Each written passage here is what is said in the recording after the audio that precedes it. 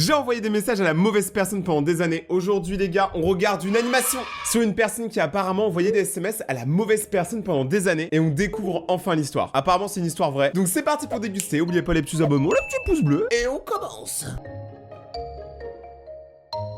Salut, je m'appelle Elena. Moi c'est Francis. Et vous n'allez pas y croire, mais j'ai envoyé des messages à la mauvaise personne pendant 5 ans. Bah c'est le but de l'histoire, donc si c'est pas ça, c'est du putaclic. Ça paraît totalement dingue, non? Comment ai-je pu laisser ça durer aussi longtemps? Eh bien, la réponse est simple. J'étais jeune, imprudente et amoureuse. Laissez-moi vous parler un peu de moi pour que vous compreniez bien ce qui s'est passé pendant toutes ces années. Tout a commencé quand j'étais en première, au lycée. J'avais 16 ans. Et je rencontrais tous les problèmes que les ados doivent affronter tous les jours. Je ne me trouvais pas assez jolie.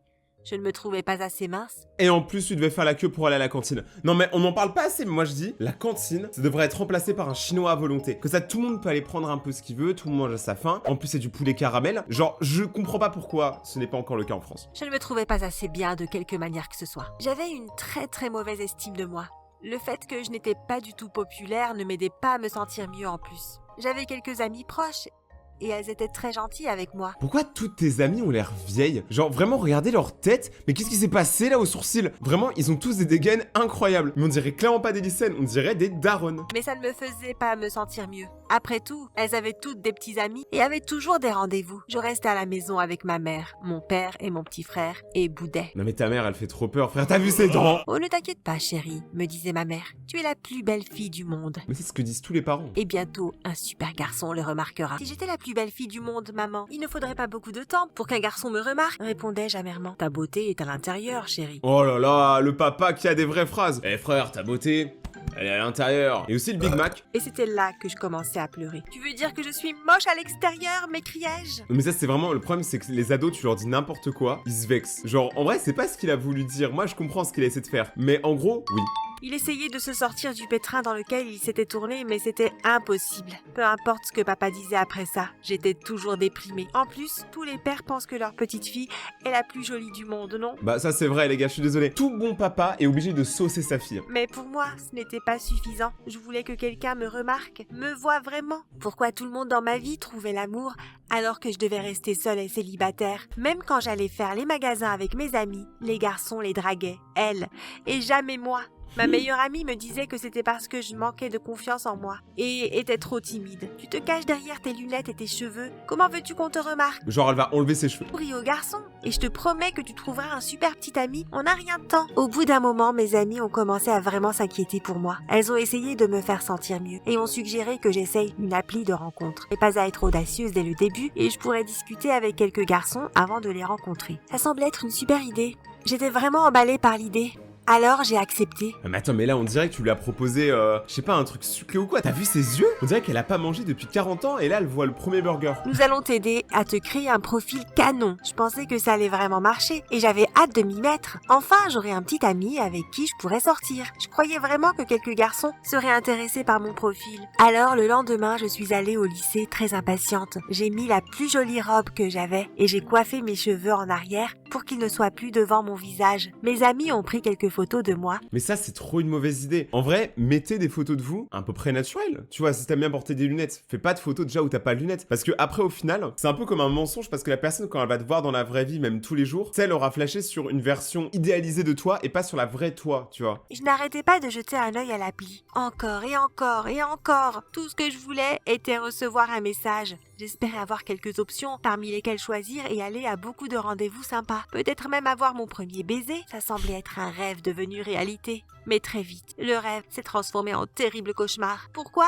Parce que, eh bien, j'ai un peu honte de l'avouer, mais personne n'a répondu. Oh, ça s'est fait mal. Genre surtout qu'en plus les meufs, je vais pas vous mentir, normalement c'est plus simple pour elles sur Tinder et tout. Mais moi je sais que quasiment tous mes potes mecs ils galèrent à avoir un match. Alors que les meufs, ça va vite. Et même une fois j'ai créé un compte de meuf et ça allait super vite. Enfin, même les filles les plus moches ont une réponse ou deux, non?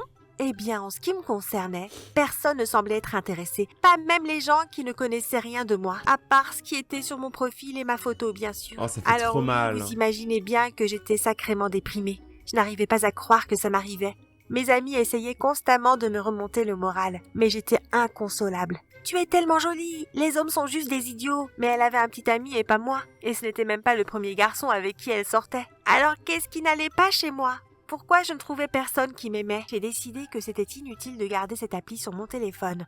Après tout, ça ne m'apportait que de l'anxiété et me faisait me sentir mal. En vrai, moi j'ai une théorie sur ce qui va se passer. Je pense qu'elle va recevoir un message de quelqu'un, elle va commencer à parler avec pendant des années et à la fin elle se rendra compte que c'est une de ses potes ou un truc comme ça. À chaque fois que je regardais mon téléphone, ça me rappelait que personne ne voulait sortir avec moi. C'est Je suis allée me horrible. coucher ce soir-là, déterminée à supprimer l'appli. À la première heure, le lendemain. Ah, le Mais à lendemain. ma plus grande surprise, quand je me suis réveillée pour aller à l'école, j'ai reçu une notification de l'appli de rencontre. Imaginez un peu ma surprise. Attendez. Elle a dit qu'elle avait supprimé l'appli avant. Pourquoi elle attend une journée? Tu sais, on dirait les gens quand ils disent j'arrête de fumer, hein, mais demain. Tout remettre à demain, ça veut dire ne jamais arrêter. Salut ma belle, je suis content que tu aies aimé mon profil. Parle-moi un peu de toi. C'était l'un des Ça, c'est un gros beauf. garçon que j'avais accepté et il avait fait la même chose pour mon profil et m'avait envoyé un message. J'ai à nouveau regardé ses photos et j'ai été surprise de voir qu'il était le garçon le plus mignon que j'avais vu sur l'appli. C'est le seul aussi que t'as vu sur l'appli. Il s'appelait Gabriel, il avait 16 ans comme moi et il était tellement beau. Il avait des cheveux blonds et courts et était super grand. Exactement le type de garçon que j'aimais. J'avais envie de danser, de chanter et je suis un... Mais attends.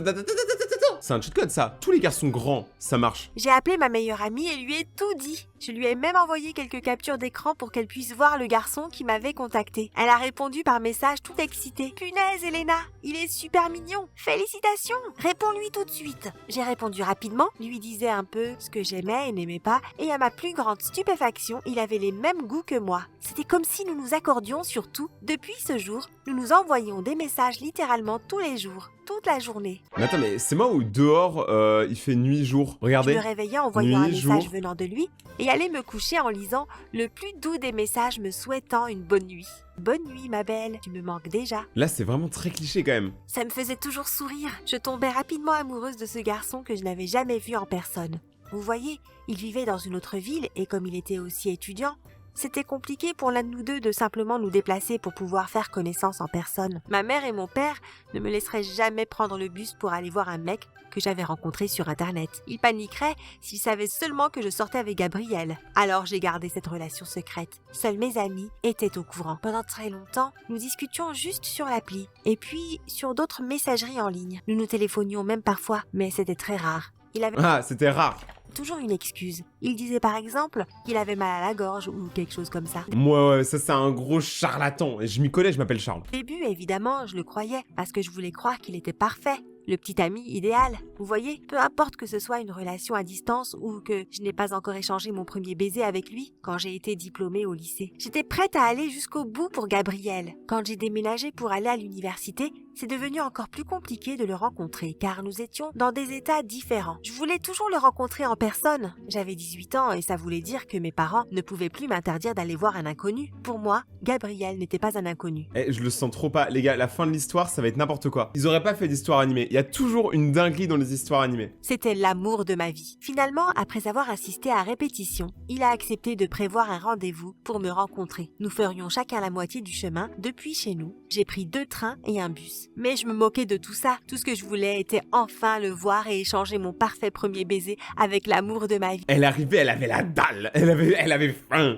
Elle va lui grailler sa bouche. Mais quand je suis arrivée au restaurant, où nous devions nous retrouver, il n'était pas là. J'étais tellement impatiente, cependant pensant Et des simplement génies. qu'il était en retard. J'avais mis un magnifique chemisier rouge et un jean moulant. Je portais aussi des talons hauts, ce qui était très rare. Et ce qui était surtout très bizarre, personne fait ça. Je m'étais aussi maquillée et avais mis beaucoup de parfum. J'étais vraiment mignonne. Certains hommes dans le restaurant m'ont même regardée et l'un d'entre eux a essayé de me draguer. Les jours où pas un seul garçon ne me remarquait semblaient bien loin derrière moi. Ça fait 1 heure. Mais je m'en moquais. Je voulais juste être avec mon adorable Gabriel. Le souci était qu'il n'était pas venu. J'ai attendu et attendu et attendu.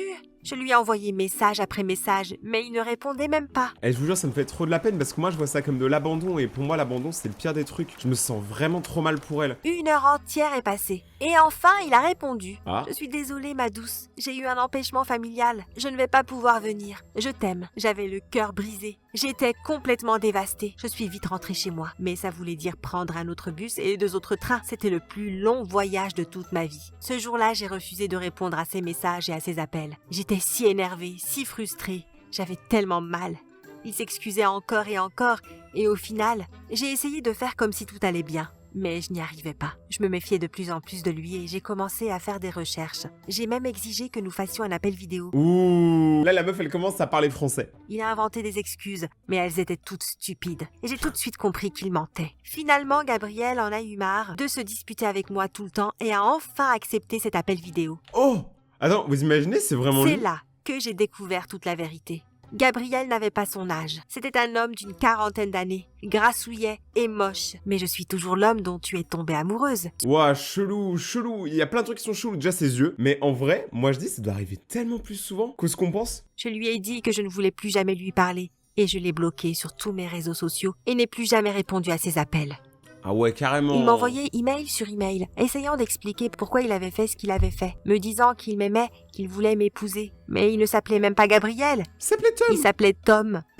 J'en avais fini avec lui, et je ne changerai jamais d'avis. Comment a-t-il pu mentir pendant 5 années? Je n'arrivais pas à croire que quelqu'un puisse être si cruel et se faire passer pour une autre personne pendant si longtemps. Je crois qu'il était un genre de mec tordu ou de psychopathe pour avoir pu mentir autant de temps. La seule bonne chose à retenir de toute cette horrible histoire est que j'ai appris à ne jamais faire confiance à des gens sur Internet. Voici la liste des dernières personnes qui sont abonnées à la chaîne. Si vous voulez la rejoindre, abonnez-vous maintenant. Petit pouce bleu et on se retrouve très bientôt pour la suite. C'était Rayton. Ciao.